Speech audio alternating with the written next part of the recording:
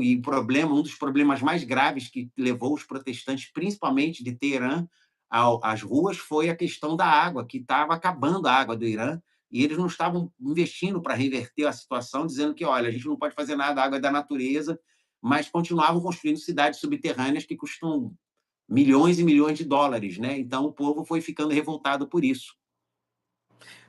Nós temos aí o desvio, né, dos recursos públicos, infelizmente, né, gente, acontecendo no planeta inteiro, e essa corrida armamentista, ela vai contra as necessidades de saúde, educação e da turma da terceira idade, né?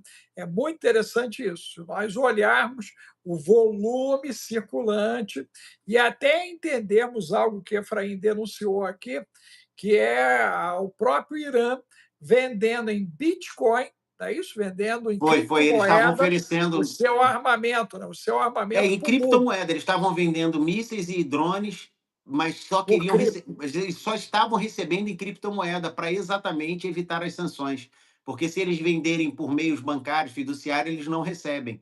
E o Gustavo até citou aí a DIL, que são as Energy Weapons, as armas que foram usadas de direcionamento energia, que deixaram os caras sangrando pelo nariz. Outra coisa, segundo um relato de um soldado venezuelano, parecia que as roupas dele atiravam em várias direções. Eles usaram uma tecnologia nesse ataque que ainda não é conhecida em geral.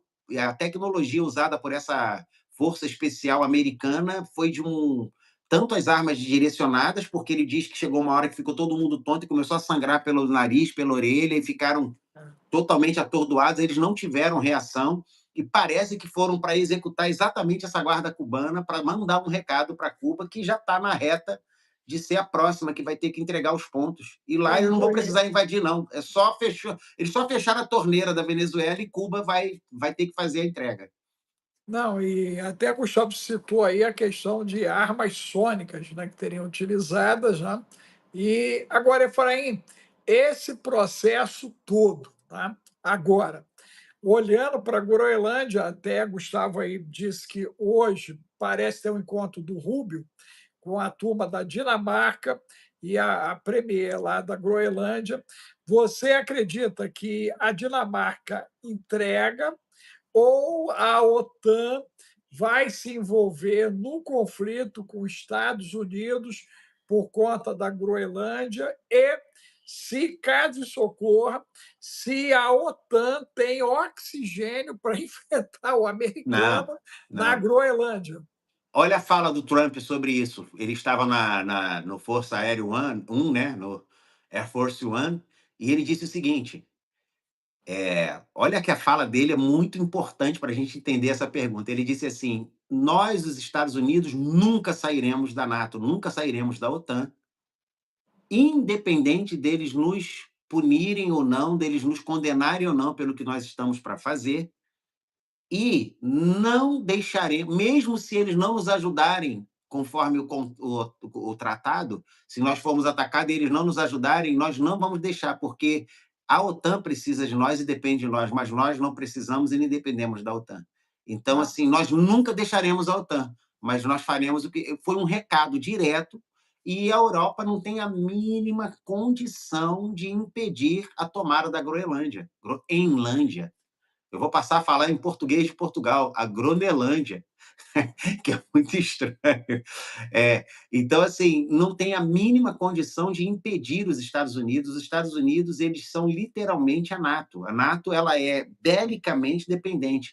Desde que o Trump entrou no governo, ele exigiu que eles passassem a pagar mais pela proteção, porque eles além de terem confiado 100% na proteção americana, eles pagavam 0,5% do PIB, 1%, 5% era alguém que pagava muito, né? A Dinamarca tentou pedir ajuda à Alemanha, a Alemanha mal está conseguindo se segurar lá. Ela fechou uma das fábricas, né, da Volkswagen pela primeira vez na história da Volkswagen, que é a principal fábrica alemã, mais histórica e mais simbólica.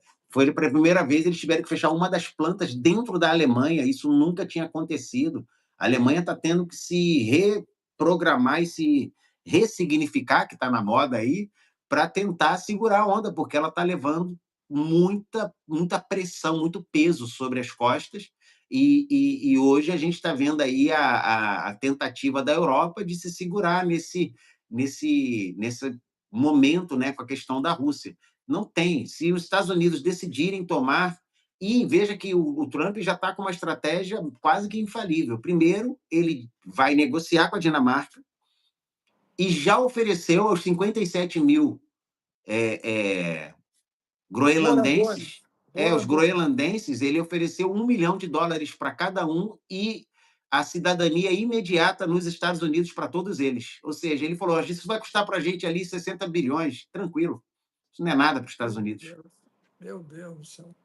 Agora, Efraim, o que tem na Groenlândia? A Rafaela perguntou, né? E a pergunta é essa: o que tem lá que está interessando tanto? Né? Eu lembro que você, na aula de ontem do Gueburá, beliscou que talvez lá se encontre a passagem entre o mundo de cima e o mundo de baixo, e que teria ali, inclusive, né, resíduos, né, de gigantes, de seres que já existiram e tecnologia, possivelmente aliens debaixo daquela neve toda. Isso tudo para você é mito ou pode se caracterizar como uma grande verdade, e aonde o pensamento do Júlio Verne se torna agora um norteador para esses próximos meses aí.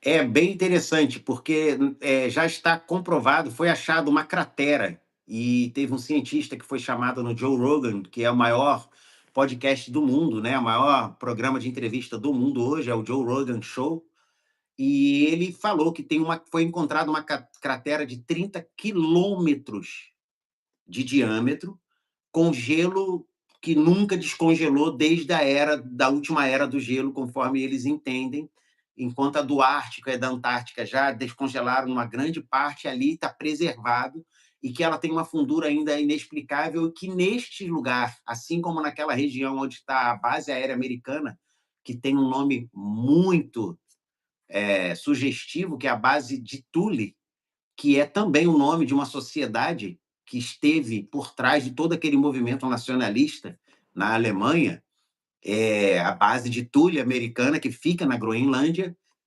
fica em cima de uma série de achados que foram preservados no gelo, e lá foram achados corpos alongados de 3,5 metros a 4,5. Isso Quatro. é fato, isso é Fato. fato, Isso é fato, fato. claro, classificado. Você não vai achar isso em uma divulgação de um jornal, eles não podem. E foram encontrados, inclusive, eles eram com crânios grandes, corpos bem compridos, grandes, né, com 3,5 a 4,5 metros, e dentição dupla. Né? É muito interessante. Só que, assim, e existe um grupo especial Seriam formado por corpos, americanos e dinamarqueses para recuperar esses artefatos e corpos.